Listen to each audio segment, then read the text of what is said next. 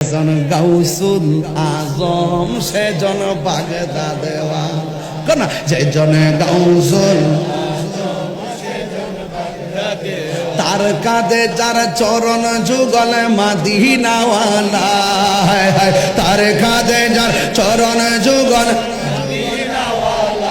যেজন গাউসুল আজম সেজন বাগদাদ ওয়ালা যেজন গাউসুল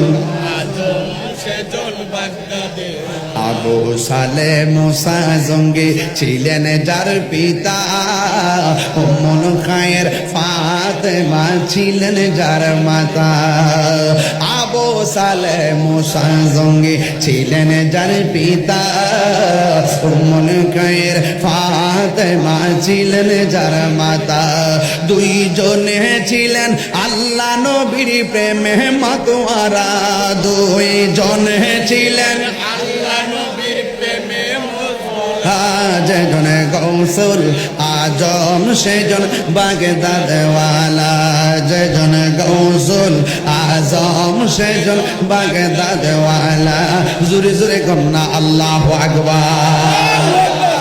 এ আমার যুবক যেই মাত্র বলতে আব্দুল কাদের তোমার নামাজ লাগবে না, নামাজ মাফ করে দিলাম, বলছে আমি হারামকে হালাল করে দিলাম। আব্দুল কাদের জিলানীর চোখের মধ্যে কি চোখের শক্তি না বেলায়েতের শক্তি? তখন তিনি সাথে সাথে বলতেছেন আউযু বিল্লাহি মিনাশ শাইতানির রাজিম লা হাওলা ওয়ালা কুওয়াতা ইল্লা বিল্লাহিল আলিয়্যিল আযীম। এই কথা যেই মাত্র বলছে রে বাবা, সাথে সাথে আসমানের আলো জ্বললা পইরা সারখার হয়ে গেছে। এরপরে শয়তান কি করছে? এরপরে দূরে যায় আব্দুল কাদের আমি তোমারে বলছিলাম তোমার জন্য নামাজ মাফ, আবার বলছিলাম তোমার জন্য আমি হারামকে হালাল করে দিলাম, তোমার আমি ধোঁকা দিতে পারি নাই। এইভাবে আমি বহুত মৌলবীদেরকে ধোঁকায় ফালাইছি, ফালায় ফালায় ঈমান হরণ কইরা নিয়ে গেছি।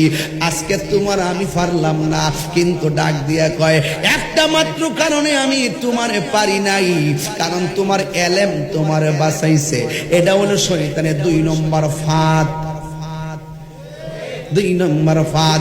আব্দুল কাদের জিলানী বলেন এ মরদুদ শয়তান শুন শুন, আমার এলেম বাঁচাই নাই, তোর ধোঁকা থেকে আমাকে বানাইছে একজন।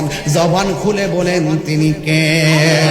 এই জন্য মুসিবতে পড়লে আশ্রয় চাইবেন কার কাছে?